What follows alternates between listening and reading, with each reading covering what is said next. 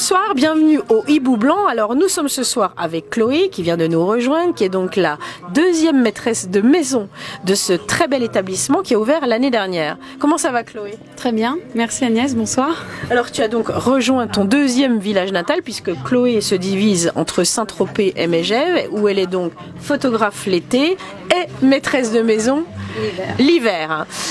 Ces deux villages chers à ton cœur, qu'ont-ils de commun pour toi? Ils ont beaucoup de choses de commun.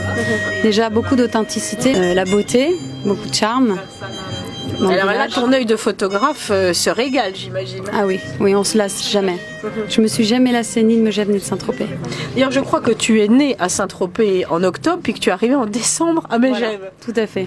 Donc le mélange chaud-froid, ça te connaît? Oui, ça me connaît très bien, malheureusement. Ah bon, au sens figuré. Voilà. Bon, alors en tous les cas, je disais qu'on a grand plaisir à te retrouver, à retrouver Ludmilla, à retrouver cet endroit qui, cette année, s'est encore enrichi d'un nouvel espace de vie. Oui, tout à fait. Cette année, on a créé cet espace, donc le Grand-Duc, qui est un espace très très cosy, encore plus cosy que le reste du Hibou Blanc. Et on propose un bar un peu plus select, voilà, avec des vins un peu plus recherchés, des alcools aussi un peu plus recherchés, des petites tapas.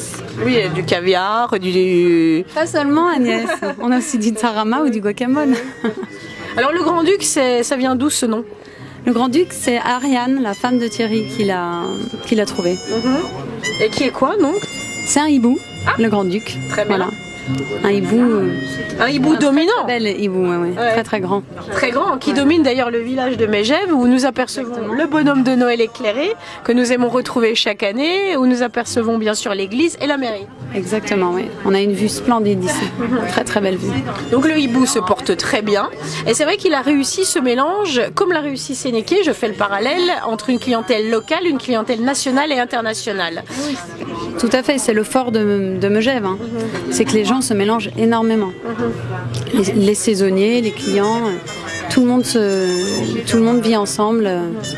Et il faut dire que Megève est quand même réputée justement pour son après-ski, voire pas de ski parfois, et qu'on passe beaucoup de temps dans les restaurants, dans les établissements à se retrouver. C'est un lieu de rencontre. On ne vient pas à Megève que pour le ski. Ouais, c'est ça.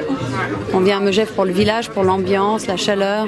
Alors l'année dernière, tu me disais qu'effectivement ton métier de photographe te permettait d'avoir un regard particulièrement attentif aux tables, et tu savais quand entrer dans une table, par exemple, pour prendre la commande.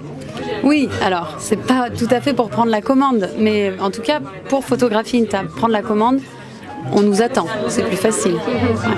C'est ça. Donc tu considères que ces deux métiers s'enrichissent l'un l'autre? Complètement, oui. J'apprends beaucoup, pour l'un et pour l'autre, ouais. Très bien. Et comment sens-tu cette saison 2019? Je la sens très très bien. Pas vous?